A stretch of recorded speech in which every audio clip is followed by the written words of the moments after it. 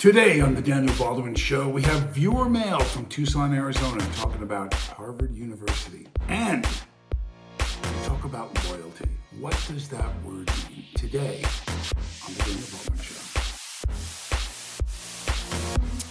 Good morning, everyone, and welcome to the Daniel Baldwin Show. It is Friday, the 23rd of May. The 23rd of May. Wow, one more week, and May is gone.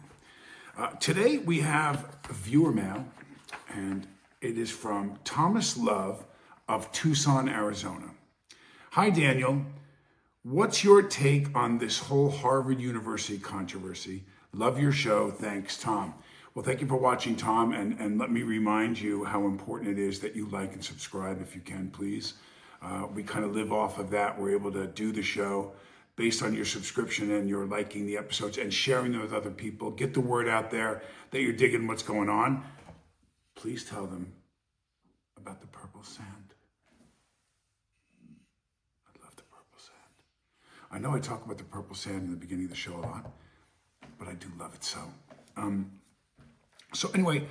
So Thomas, look, I'm not a legal expert. I definitely have my opinions. I think that's why people like to watch, because I'll say things that others are thinking and they won't necessarily say. So I think that's part of the appeal of the show. And it comes from years of not saying anything and just being so, playing the game, worrying about where I'm going to work and what my industry is awful when it comes to if you go against what the mainstream Democrats in Hollywood like. They don't even, your phone never rings again. It's terrible. I have my friend for many years, Scott Baio, just an amazing dad, husband, good guy, Christian, and I watched them try to exercise him. I saw him at a golf tournament not that long ago, and he said, I don't care. I really don't care that much. He saved most of his money, and he's going to stick by his principles. He's got his lovely daughter, Bailey, playing. She's probably going to end up on tour. She's that good a golfer.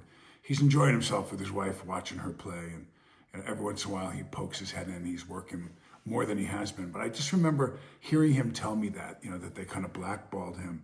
And I thought, wow, he's such a good man and such a good Christian brother. Like, how does this guy get screwed for telling the truth and for aligning himself with things that he believes, So the best take on it that I've got after looking it up more extensively, because you asked, Thomas, is that Harvard backed that, not just they had protests and stuff on their campus, but they backed it and they fueled some of it. Some of their staff was involved, and it became an unsafe place for the students that go there. So understand that no matter what your political opinion is, and this goes for if the Democrats are backing something that becomes violent. January 6th, I don't think anyone wants to see violence. For sure, I know that Trump did not want to see that. And there remains a lot of doubt as to who was really responsible, how much of it was planned and implemented by others that wanted it to look like this insurgence took place, and that it was from the Republican Party, when it looks like there were some people that were hired to do that. But I'm not sure on Harvard how much of that applies. I do know that where lawlessness takes place and a bunch of other students are going to have their lives in jeopardy. Remember, there's a lot of parents out there. I think it was, don't quote me, but I think it was 6,800 students that are of foreign descent that are at the school. And so the administration has decided, well, you no longer have the right, if you can't control what's going on over there, you don't have the right to have foreigners at your school anymore then. You're going to have to, reel it in, do whatever you have to do. Harvard will have to immediately respond, I think, with some type of legal action, which I think they are, that it's unconstitutional, it's on this. The president and the administration's powers to do things, at least on a temporary basis, are pretty strong. If we're going to get this in front of a Supreme Court, it won't be in days. So I think Harvard's going to be out of luck when it comes to having foreigners at their school next year. This next coming year in September. So I don't know what they do. Do they change their standards and let more just U.S. citizens get in that normally wouldn't have qualified, being that they're pretty high up the echelon as far as academic requirements to get into the university? I don't know what they're going to do, but the powers that be that are far mightier and smarter than I have determined that it is an unsafe situation based on their backing. Remember, there's a big component of this. If you're at Indiana University and people just there's this uprising, which I remember some of the things that have happened in my lifetime. Rodney King and the beating of Rodney King by the police officers in LA. There was unrest on campuses all over Berkeley, UCLA, USC. African Americans in those cities were upset, as were the students. But I don't think you saw teachers and administrators fueling that fire. And I think that's part of, if I understand the argument well enough, that's part of what's going on here. That the administration feels that you may have 6,800 foreign students in your school, but that represents about 25% of the school, which my math quickly would be 12, 13, 6, 26, 27,200 students. So if you have that many students and 25% of them are causing an uprising that's being backed by the school, that makes it unsafe for the other 3/4. And I guess they took action and they decided they're not going to allow that. Keep it safe. I want law and order. I think that we're a country that's based, Thomas, on freedom of speech and our opinion, but not to freedom of violence and freedom of persecution and freedom of unsafetyness. There has to be law and order. And I guess this is the way they figure they're going to do it. They're going to deem these students as illegal. Or maybe, hopefully, let's say this. If it's possible for Harvard University to make some kind of a deal that guarantees the safety of everyone and turns this around, I hope for that. I pray for that. I'd like to see that. I don't think, as a whole, the entire university backs some of the more dangerous people that might have been involved in fueling this fire. So I hope they can straighten it out, but if they don't, I back the president and the administration. We're going to have to cool it off until it becomes safe. It's like, riots. When we see riots, that have happened over the years, maybe you shut that street down. Maybe you shut down those businesses. Maybe you ask for a curfew or a cooling off time to let sounder minds prevail. So I don't know what Harvard is thinking. I'm sure they're pissed. I bet you that they're going to think twice about being involved in an action against anyone as a group. And when they're a university, they should really have no say. They can print whatever they want, talk about whatever they want in their boardrooms, but they've been had now. Their actions speak louder than words, and they got caught. So let's hope they can heal it up and they can get it back to regular over at Harvard University in this next year or so. Hopefully they can do that. I'll pray for that. But thanks for your question, Thomas. I appreciate you. Tucson, Arizona, one of my favorite places to go. My brother Steven used to do a TV series there called The Young Riders. Him, Josh Brolin, some very successful actors were on that show. Melissa Leo, my partner on Homicide, who's now since won an Oscar. She was on that show with Steven. I got to know Melissa there first before I knew her in Baltimore as my partner on a TV show, a cop show. So I have fond memories of Tucson. I shot Harley Davidson and the Marlboro Man there with Mickey Rourke and Don Johnson. And it was, my God, talk about a set that had a lot of testosterone. I mean, people had fights, it was crazy. There were boxing matches. They brought a ring and set up boxing because Mickey was boxing at the time. He actually a good fighter. Anyway, today's show, I picked this because I'm going to share with you personally my experience the last few days. I was sick. I woke up about 3 days ago. My stomach hurt, and I couldn't understand. I knew it was not a normal stomach ache. So I walked around holding my stomach, and I started getting sick in the bathroom, And so I told my wife, and she said, I think you should go. We should go over to the emergency room. I'm like, I don't want to go to the emergency room. That's for people that it's an emergency. And so she turned around and she said, no, honey, please let me take you. And we had the baby with us. And so, we did, as we do on everything, we met in the middle. Okay, drop me off, but don't come in with Bat. I don't want him to get sick. The hospital has a lot of sick people in it. You got to be careful. So she dropped me off and waited, and it turned out that it got worse. And now I was in really bad pain. Like, they had to admit me into the hospital. They didn't like the signs. And it turns out I have what's called pancreatitis. So I don't know if you've ever had this before, but oh my God, it was like putting a knitting needle right into my stomach, and that would just every once in a while move it, or steadily, just slowly move it. So you were like, oh, geez. And so this went on for days. I was in for 3 nights. And it was terrible. I mean, honestly, I wasn't dying. I wasn't, I was like, wow, are they going to, find some? So they did this procedure where they put the camera down, all the way down into your stomach and into your, intestines, and they check out as far as they can. And they came back up and they went, no ulcer, no bleeding, no. And I'm like, well, what's this? Is really painful. So, I'm sober, and they had to use some pain medication and knock me out for the procedure. And let me tell you what,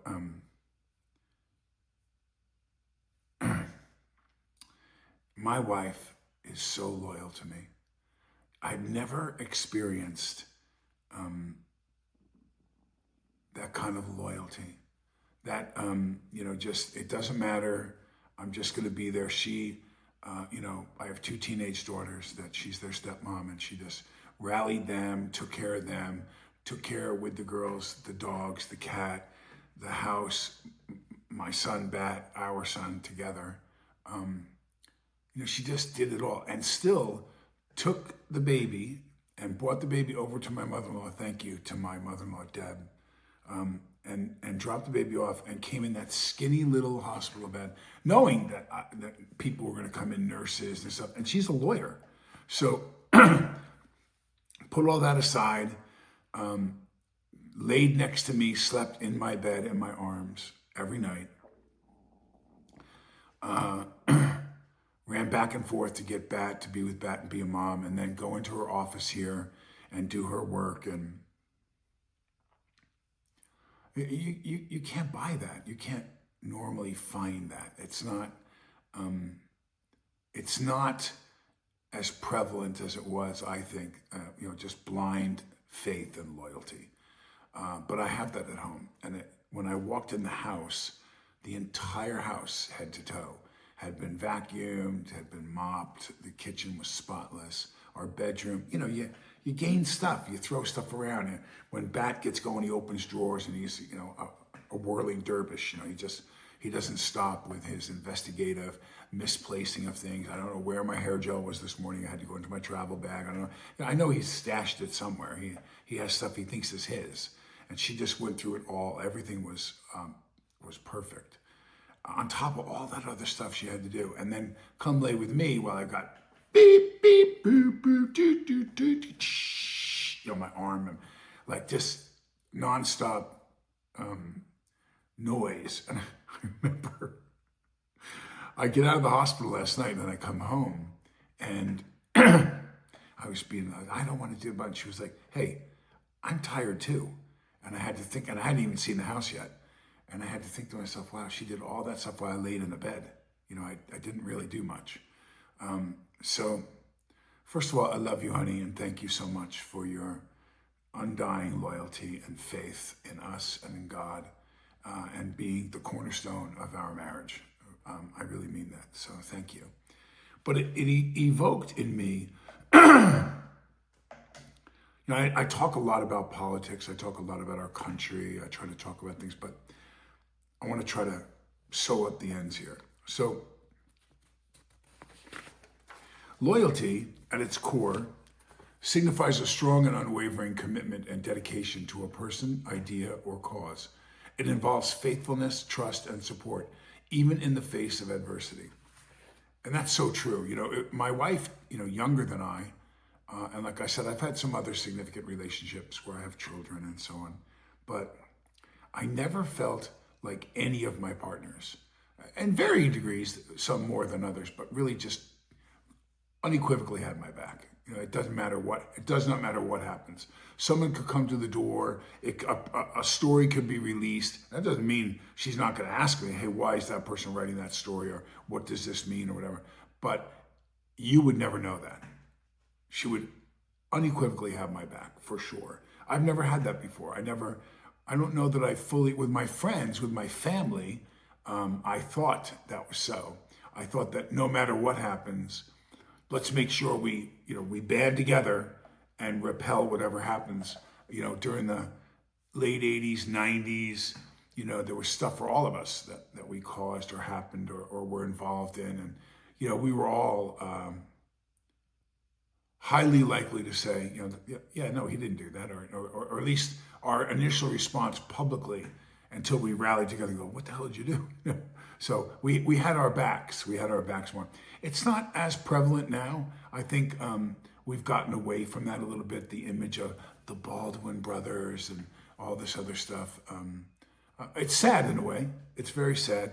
But I've grown to understand that on certain issues, I cannot count on someone in my family or many people in my family support, that I have every right to feel that way, think that way, or do that way.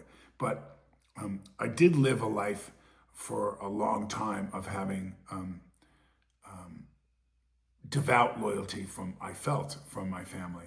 And that, it really is a key part. It should really come from your family. If you don't have that with your family, it's tough, but you can still find it in my new family, my family now with my wife and my children. And I think that it exists, particularly with me and my wife, no question, which is what matters most anyway. So, but I wanted to go on to say, what about what we live in as a country? This is where it started to make me seek more. What is that definition? What is the true definition and value? Where does it come from? Why is it so important about loyalty? Let me read this to you. People may have different levels of affection or approval for their country, government, and political parties based on their unique views and experiences. Ultimately, love and loyalty to your country are more important than all political parties and governments, because governments and political parties change. That really hit home for me. And I'm going with simple searches. What is loyalty? What does loyalty mean? What does loyalty in your country mean? What does patriotism? And I'll get into a little more of that, but listen to that end again. All political parties and governments, because governments and political parties change. I believe for me, for this patriot, and I'm definitely a patriot, there's no question about that. I grew up in a time where, USA, in the Olympics, we watched and we screamed at the TV because we wanted to beat the Russians and we wanted to beat the Chinese. And, you got to believe, do you believe in miracles, rather, on the U.S. hockey team and when we beat Russia in that stunning upset? It's just all of it. I bought the whole package. I was an American, wore American flag stuff sometimes. And I remember I had a bandana when I was a kid. It was a Harley Davidson U.S. flag bandana. I wore that damn thing everywhere for like a year. Let me read this to you. The concept of national loyalty is complex and multifaceted. While a nation's loyalty can be expressed through its commitment to core values and principles, it's important to recognize that loyalty can also be expressed through the individual actions and beliefs. In the United States, for example, loyalty is often tied to the Constitution and its principles of freedom, justice, and equality. However, the degree to which individuals feel loyalty to a nation and its institutions can widely vary. Well, obviously, we're seeing this constant bombardment. I haven't paid attention to the news like I do now since probably been about 10 years that I really, I just kind of gave up. As I discovered more what a machine and what an industry it is and how it's tied to money and it's not really the truth. It's very difficult to find an unslanted, true negative or true neutral view from a news agency. They're all compensated by somebody. So the stereotypical examples are CNN with the Democratic Party, Fox with the Republicans. They're owned by people that have ties and business relationships with that serve either side. That's the bottom line. The sources, I have to literally call people that I know or look deeper into what's documented, how much of even the footage, how much of that footage looks like it's real or could be AI. I mean, today they can have me talking, from this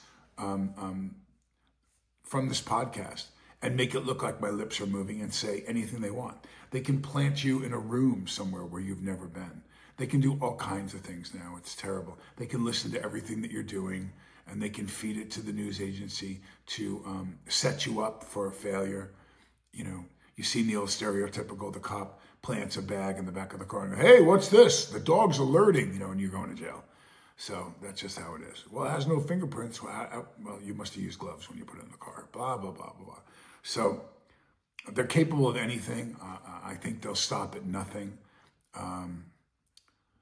It's concerning to me, but that national loyalty, that thing where when someone, 9/11, they drove around the country with U.S. flags and they really rallied like no one's going to come into this country and get us like that. Whether it was, we got the full story about what happened, whether it was a setup or whatever you want to call it, there's a lot of evidence of wrongdoing during 9/11 that came from the inside.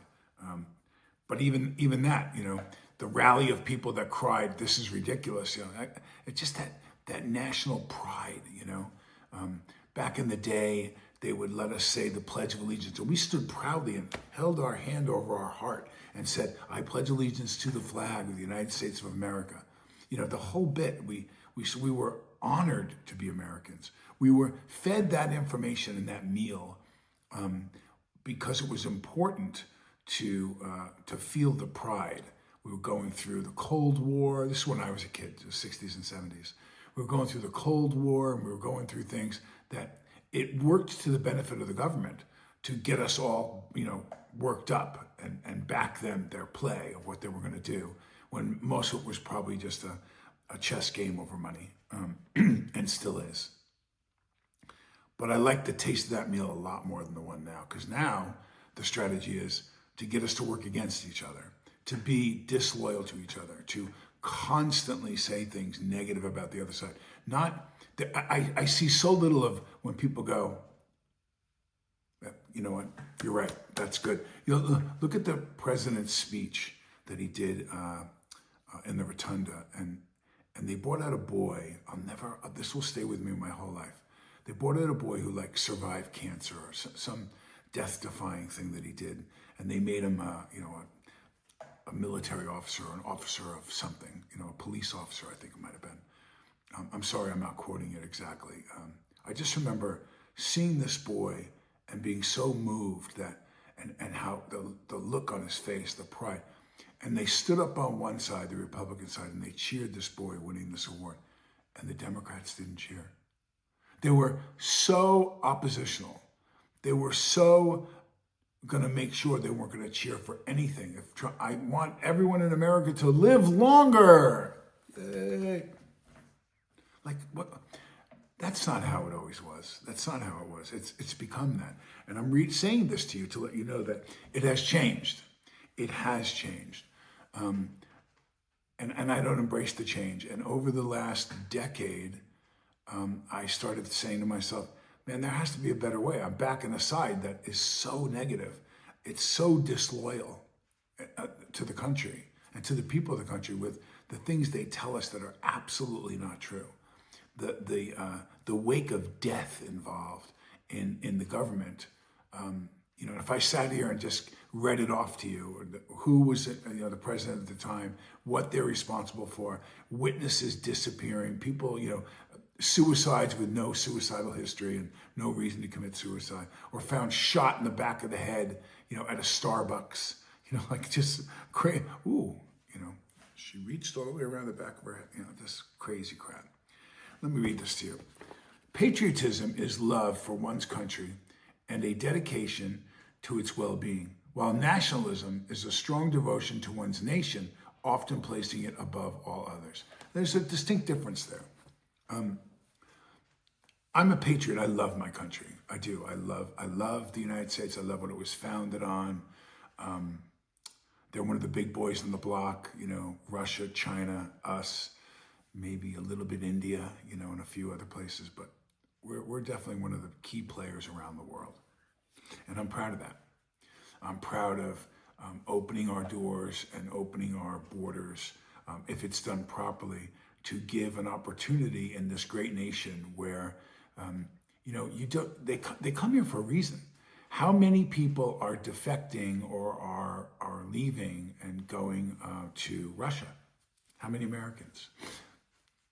We look very different than Chinese people, so we would stand out in China. How many Americans are leaving the U.S. so they can raise their families in China? How many people are leaving, besides maybe a very small number, into Dubai, but how many people are leaving to go to the Middle East, leaving the U.S., to go to college in Iran? How many people are going to India and leaving to live in India and raise their families in India and work in India and enjoy the great land of India? No. How many of these countries and other countries around the world send their people by the thousands every year to come to the United States? You don't even recognize some cities anymore. They're so different and so diverse now. I mean, New York City for the longest time was the great melting pot of the U.S., but they all come here. Why? Why do they come here? Why do they come here? And many of them are loyal to the U.S. because it's such a great place. It's unlike down the board, freedom, opportunity, financially, educationally, health-wise. And you talk about the things that we're not doing or we're struggling in. All in all, they're still coming here. They come here because this is the best place in the world to be.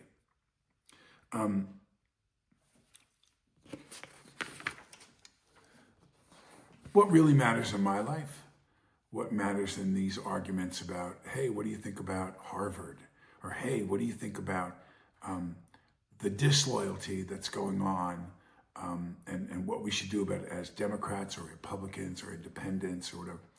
Let me read what matters to me. The Bible emphasizes loyalty as a crucial virtue, particularly in the relationships with God and others. It highlights God's own loyalty and faithfulness and encourages believers to emulate this in their own lives. Loyalty is presented as a core component of faith, ethical living, and strong relationships. So the Bible clearly emphasizes loyalty and faithfulness as requirements to be servers of Christ. There's so many examples of it. I had to learn, read many different things. I chose this and a couple other pieces. Suddenly I have a runny nose. I don't know why. Gosh, I hope I'm not getting sick. But you can see by that reading, and that's just an AI overview, generality. But let me read two verses. Jesus said, "Then repay to Caesar what belongs to Caesar, and to God what belongs to God." Matthew 22:21. Jesus said, pretty powerful right off the bat, get your attention really quickly. "Then repay to Caesar what belongs to Caesar, and to God what belongs to God." Well, we owe God everything. So that means we should be repaying everything we have, everything we can do to serve God. Let every person be subject to the governing authorities, for there is no authority except from God, and those that exist have been instituted by God. Romans 13:1. So we need to obey those people that are in power because they were put there by God. God made sure that they got into power, is how I read that. And those that exist have been instituted by God.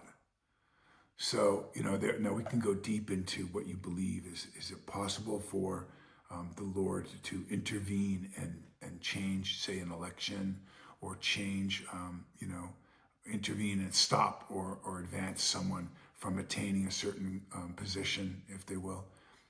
I believe so. I believe so. I believe that there is godly intervention on the outcome of things that happen in the world. Now, do I believe that God crashes airplanes? No, I don't think so. I don't think that it's that kind of intervention. Because when people will say things like, well, where was God then? God, created a tsunami. God doesn't create those. God's not responsible. They happen. He can stop them. I think that he can stop them. But I think in my life, what I've noticed is God tries to stay out of all of it unless he has to put his hand there. Has God protected people from assassins' bullets or for what looked to be a death-defying, situation, and God stepped in? Yeah, I think so. I think for sure. We've seen godly intervention in my lifetime a few times that I know of, that I thought, my God, how did that happen? I mean, that had to be the hand of God. So, be loyal. Understand what loyal means. I mean, we could work together so much better if we became more loyal to each other and more loyal to God. I really believe that. And if we were loyal to the word of the Lord, then you'd see things go much better. It's like being a good sport. I saw a kid on a baseball clip. He was pitching in a baseball game, and he threw the ball. They were kids, probably 12, 13-ish. He threw the ball, and he hit the batter in the head. And the batter went down, and everyone was, oh my God. And finally, the kid got up to his feet. They got him to his feet. They felt that he was well enough to run the bases. And they sent him to first base because he was hit by a pitch. And the pitcher couldn't get himself together. He was out there, he was looking down, and the people were still kind of looking at him like, is he going to throw the ball or not? And he was not doing well. And the kid that got hit, he walked out, called timeout, walked from first base on the mound, and hugged the boy, the pitcher. I remember watching that thinking, I don't think you can teach that. That's something that a good upbringing from his mom and his dad, and he knew God for sure. This kid, I mean, it was almost a godly act. The kid was so distraught that threw the ball, he couldn't bring himself to throw another pitch, and so this boy forgave him. Don't worry, let's go, and hugged him in the middle of the game in front of all those fans. It was quite compelling and powerful, and good sportsmanship, and what it's supposed to be about. So as I look at things that divide this nation, and I think about that boy walking over and just hugging him and saying, "Oh, don't worry about it, let's keep going." The game goes on. There's battles that happen and different interests and different ways to solve them, and different belief systems and all kinds of stuff to get an official elected. But keep playing the game, play it fairly, play it clean, and be loyal to our country. Forget about whether you like a certain guy or girl, or this one did something illegal. God will judge them. They'll get their day. But be loyal to the greatness that's our country, that makes us so special. That's what I'm looking for. I'm looking for how we can love each other and move forward in our differences and be loyal to America. So that's my show. I am going to go right into prayer. Lord God, thank you for your guiding hand, Lord, and thank you for protecting us. Thank you for our health. Thank you for your bounty, Lord. You give us everything we have and everything we are. And Lord, for those people who don't agree, and it doesn't matter what side they're on, Lord, we pray to you, God, that you bring love into the lives and commonality to us so that we can heal and we can move forward as the great, powerful nation that we are, the United States of America. In your name we pray. Amen. That, my friends, is the show. Oh, I'm looking at the glass. I got done early. Look at that. That's like a 35-minute short bang. But I'm not done because I'm still talking, aren't I? So again, thank you, by the way, for checking like. Please like the show. Please subscribe to the show. Please get the word out. If you can spread the word out. I'm going to be going to an event on the 27th with Rabbi Benny. Very excited in New York. My wife and I are going to go. We're going to show this documentary movie that I did called My Promise to PJ, about a boy who I was very close with his mother and his aunt, and he had an ongoing battle with heroin addiction that I tried to help him through. And you can get to see how I operate when it's in addiction. Come see us. Come to the event. You can Google it. I'll send some stuff up that Bunny will put up for us, and we can talk about it, and maybe see you in Queens. I'm going to be on the island on the 27th of May. So come say hi. There's ways that you can donate, and there's ways that you can watch what's going on too. It's going to be a big, long. We got a lot of different people that are coming on their podcast and everything. It should be exciting and a fun time. So God bless you. I will see you on Monday. Have a fabulous weekend.